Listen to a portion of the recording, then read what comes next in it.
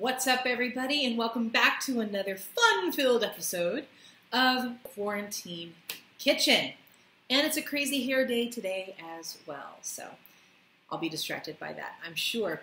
Today, we are going to make a vegan, confident about it this time, a vegan paella. A paella is commonly known as like a seafood stew. Not really a stew, more like a rice dish. It's like a rice. Probably just Google a picture of paella, huh? It's a rice-based dish that has a lot of tomato sauce in it, and it has seafood in it. We obviously are not using seafood or sausage in it. And today's recipe I am basing off of one that I saw on my favorite website of all time, tastyvegetarian.com. But I don't like some of the things they put in theirs, so we're going to switch it up because it's my channel and that's what we do. Their recipe calls for green beans, peas, and vegan chorizo. We'll get to the chorizo in a minute. Let's talk about green beans and peas, two of the most disgusting vegetables on planet Earth. And that's not to say that I don't eat them, it's to say that I'm an adult and you can't make me. So I'm going to change up those and I'm going to replace them with another vegetable. And then the vegan chorizo. I don't eat a lot of actually, I try not to eat processed meat at all. It just doesn't sit very well with me. And then chorizo is a sausage. Now, I'm about to make enemies on both sides of the plant-based spectrum. People who hate plants, people who love plants. I can't stand the taste of sausage. It all tastes the same to me, and that's not a good taste. So we're going to be making a carrot sausage instead, and that's the first thing we're going to do on the menu today. So we're going to get that boiling while we set up everything else to get ready for the meatless paella. I believe paella is a Spanish recipe. I could totally be wrong. If I'm wrong, please comment down below and let me know. I believe it's a Spanish recipe. It might also be partially Hispanic as well, which would have some Spanish roots in it. I don't actually have anything else to say. I'm really excited about this. It's going to have a lot of flavor. I'm hoping. I'm afraid of saying that at the beginning of my show because every time I do, like with the bread, it came out as a total flop. So this is not going to be a flop. This is going to be amazing, and we're going to get started. Tilt the camera on over here, and we'll take a look down at what we've done. I prepared my carrot before coming on camera because I forgot I was going to be on camera. It's literally one carrot with the ends chopped off and it's peeled. That's all there is to it. If you are interested in how to prepare a carrot for a carrot dog, I am going to be making baked cornbread carrot doggies later this week. So there's that. This next recipe is going to look very, very familiar because apparently this is the only marinade you can make when imitating the taste of meat. We are going to be making a marinade, and we're going to cook the carrot in the marinade so it soaks up that flavoring. And we're going to start with, because I'm only making one and not an entire batch of them, I'm going to just put in a couple of tablespoons of soy sauce.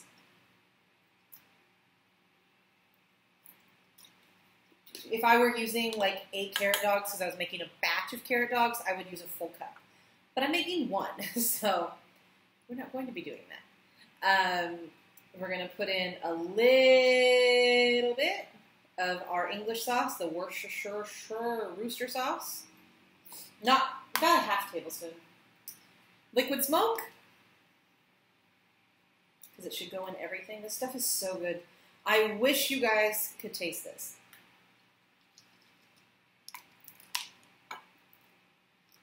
Calls for about 2 tablespoons in a package of 8, but we're not doing a package of 8. So, and then honey,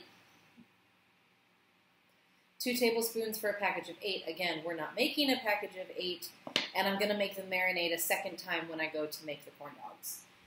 The one thing that is different is it does call for tomato paste or ketchup. Since I'm using tomato paste in the paella, I'm going to use ketchup for for the carrot dogs. Branded ketchup. I try to get reduced sugar ketchup because American ketchup in particular is very, very sweet. Yeah. This also has sugar in it, but it's not as sweet as American ketchup. And then we're going to fill it up above the carrots with water.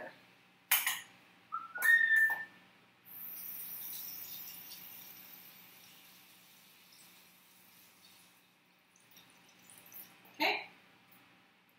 So it looks about that. You can see the water in there, maybe, maybe not, because the camera, there you go. And then I'm just going to boil that until the carrot is fork tender. That means I can stick a fork in it and it doesn't fall apart. And that's going to be the basis for our vegan chorizo. Now, you can actually buy chorizo if that's your thing, if you like vegan meats. Or if you're making an actual regular paella and you want to add in seafood and chorizo, you're welcome to go ahead and do that.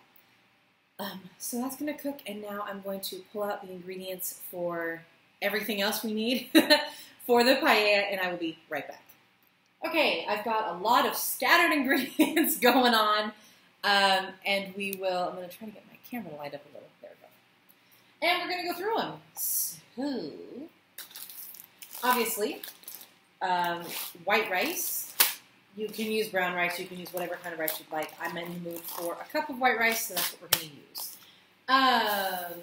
Then, I am using palmito, which is hearts of palm. It calls for artichokes in this recipe. I'm using palmito instead. It tastes, when in brine, they taste similar to me. If they're fresh, no, they're totally different.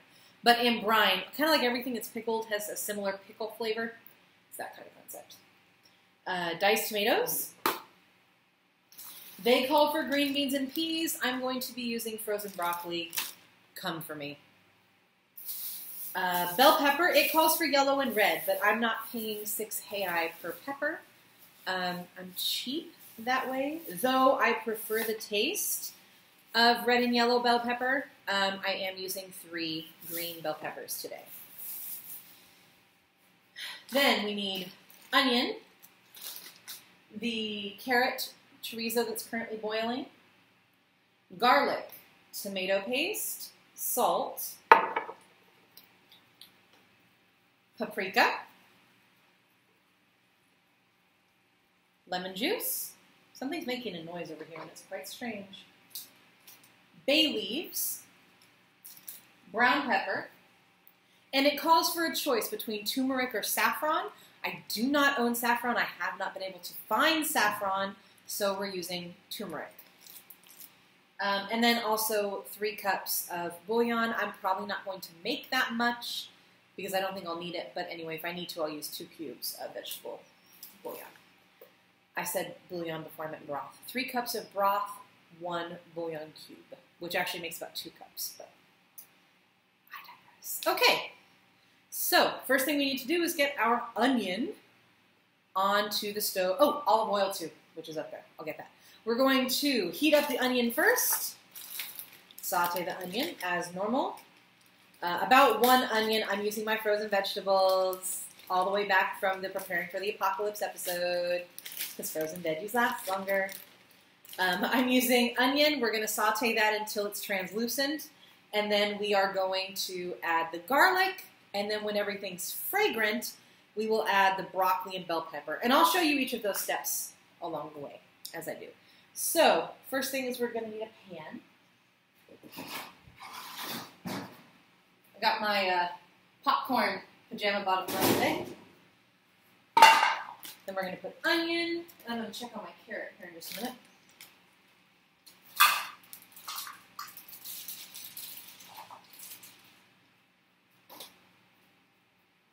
Onion and olive oil. I don't know why I make the noise every time I pour something. It's just a requirement. You have to listen to it because you're listening to it. Then this is going to go on the stove to start cooking. After it's translucent, I'll add the garlic. When that's fragrant, I'll come back and chop up the bell pepper and we can start with that. Okay, so I'll be right back when my onion and garlic is cooked. Onion and garlic is ready, so now we're going to chop and add the bell pepper and the broccoli. The broccoli I'm probably just going to dump in whole because it's pretty much already portioned and cut up and everything. But the bell pepper for sure needs to be sliced and diced. I have a question for you guys. Do you ever, like, you know how when we are missing some kind of mineral or nutrient, we crave it? For example, if you're like electrolytes are low, you crave something salty, or, you know, if you're missing magnesium, you crave something like chocolate. Do you ever get that with movies? I know it's a very strange thing to ask. I can't be the only person.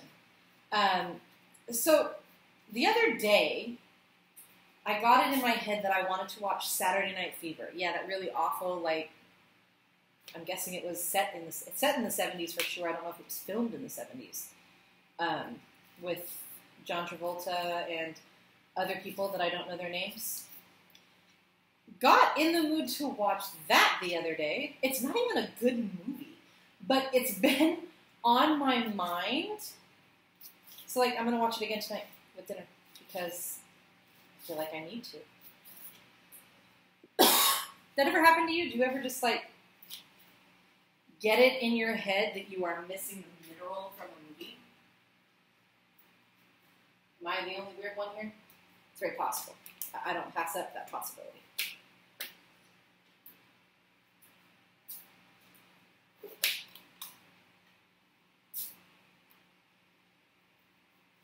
Normally I would cut the pepper off the top of the stems, but these peppers are just about at the end of their lifespan. They're not mushy yet, but like another day or so in the fridge and they would be. Matter of fact, I don't even know if I want to use this entire pepper.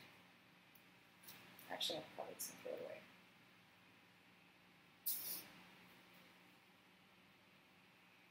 Yeah, no, sorry.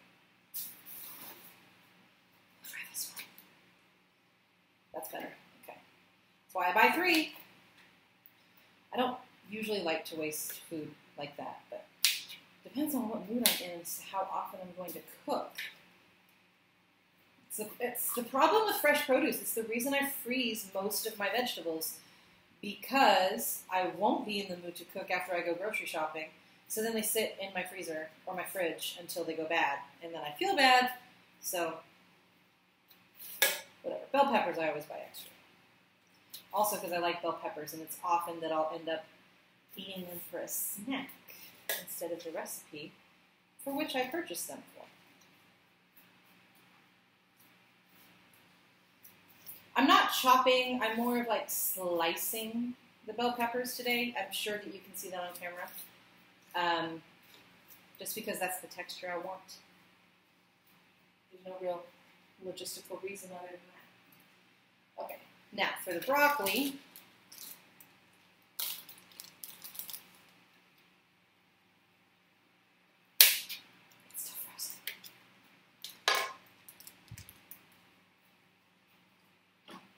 Be smarter just to bring the pan over here with it.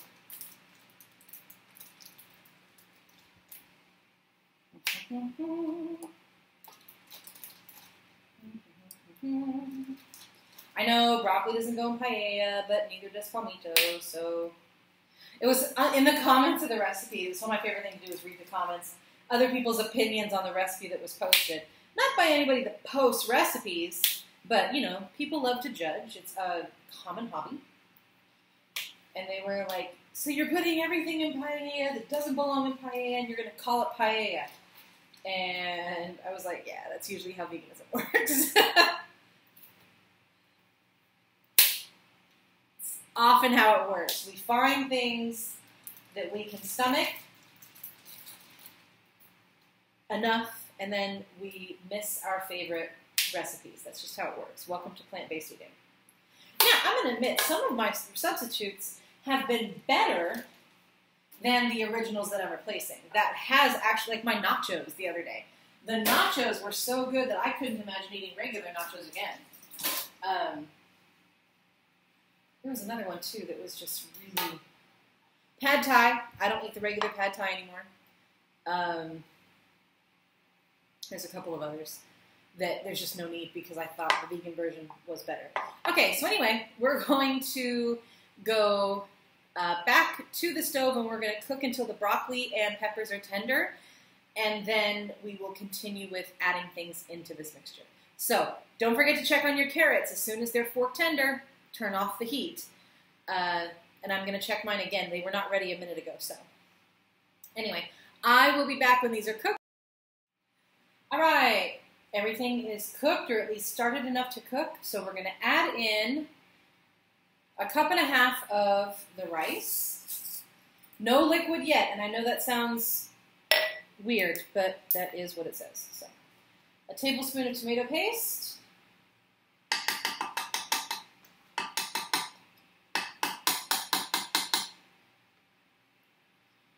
Teaspoon of paprika. I'm going to add in more like 2 teaspoons because we know how I love paprika. Black pepper and then salt. And then we're going to cook this for about 2 to 3 minutes to let the rice cook. That's the whole point. When it starts to sizzle and it starts to toast, that's when we're going to add in the canned tomatoes. Just the canned tomatoes, and then we're going to let that cook until the liquid starts to reduce a little. After that, we'll come back and I will add in the bay leaves, the vegetable broth, the turmeric, the palmito, and the lemon juice. So we're going to cook the rice with everything, add the tomatoes, and then once that has settled, I'll be back. Make sure you check your carrot. I had to pull 1 carrot out. You can see it right there. 1 carrot out because it was ready. The other carrot is still cooking. So keep an eye. You don't want it to get mushy because nobody likes mushy carrots. So anyway, that's what we're doing. I'll be right back. The rice is flavored. The liquid is almost gone. My carrots are finally done. Yay! So now we're going to add a little bit of lemon juice, turmeric, bay leaves, and the vegetable broth to our concoction. So if you're not using saffron, which I am not, it is about a 1/2 tablespoon of turmeric, 2 bay leaves, and 3 cups of veggie broth.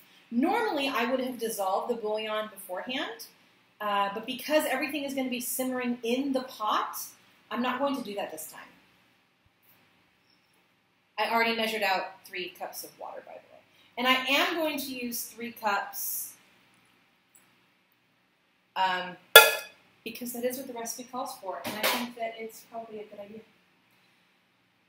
So now we are going to cook this until most of the liquid is absorbed. So about 10 minutes or so when the rice is no longer like crunchy. And it's okay to taste your food as you're cooking it. There's nothing wrong with that. After that, we're going to slice the carrots, drain the palmito, and I'm probably going to dice that up a little smaller as well. And then we're going to add that in. We're going to turn the heat down, and then we're going to cook it for about 10 more minutes. Remove it from the heat and let it sit. So in about 30 minutes, yeah, in about 30 minutes it'll be finished. So anyway, I'm excited. So we're going to get started on that.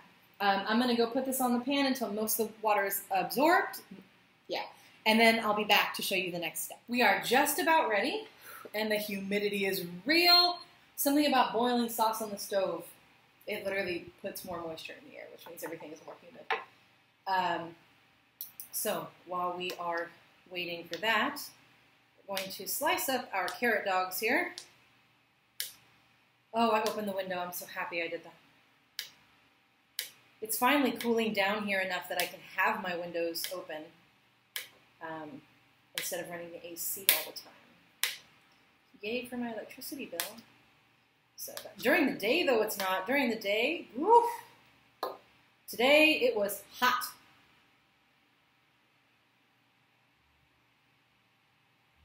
It still tastes like a carrot. I mean, it has a little bit of that marinade flavor, but it still tastes like a carrot.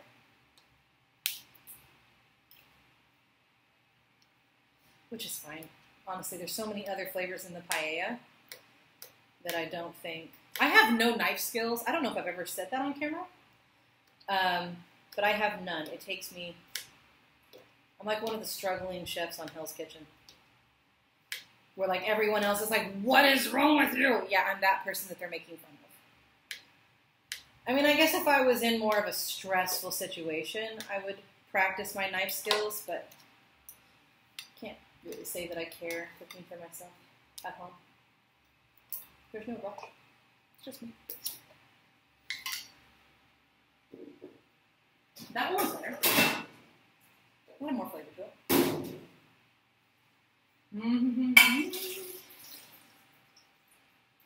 Saving that palmito jar, because who knows when I'm going to need it.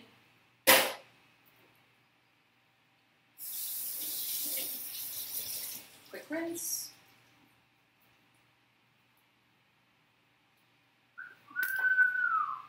This is a palmito. This is a part of a palmito, just in case you've never seen one. I talk about them a lot because it's my favorite vegetable. In brine, fresh, they're okay. They're not my favorite. But in brine, oh, so good. The best way to describe the flavor is kind of like a canned artichoke. That one's fine. And I have to say canned because I eat them in brine. My neighbor is moving something upstairs, and that just scared the living bejesus out of me. Anyway, they're good for you. They actually have a lot of protein. And it's the closest natural texture to meat that I've found, which is why I'll often substitute chicken for palmito, because it's healthier. It's kind of high in sodium, so you got to make sure that you drink a lot of water. But other than that, okay. Now, into the pot they go, where I'm going to stir everything together and cook it for 10 more minutes, remove it from the heat and let it sit for 10 minutes, and then we'll be ready to plate. So, all right, it's all finished and plated. Look, I even added a little bay leaf. Don't eat the bay leaf. It's for decoration. So cute. Everybody's favorite part, I guess, the taste test. I'm actually quite excited. So, I'm going to get that palmito in there. Some bell pepper. There we go.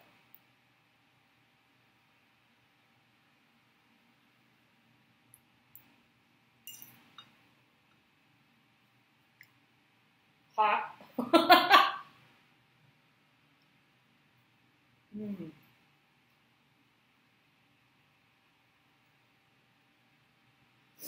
So hot it burned my taste buds off.